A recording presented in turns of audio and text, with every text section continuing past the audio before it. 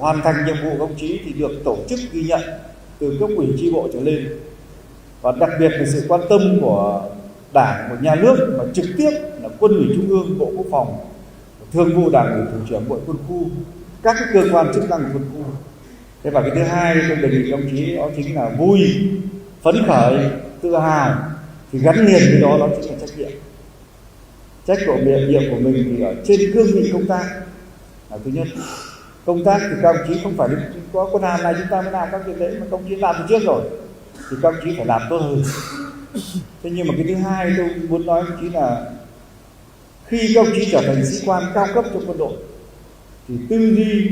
lời nói, việc làm nó gắn liền với nó, và tư duy, lời nói, việc làm của ông chí đó cũng chính là hình ảnh của quân đội, là hình ảnh của anh bộ đội Cụ Hồ. Chúng ta làm như thế nào để người ta nói rằng đấy là sĩ quan cao cấp trong quân đội.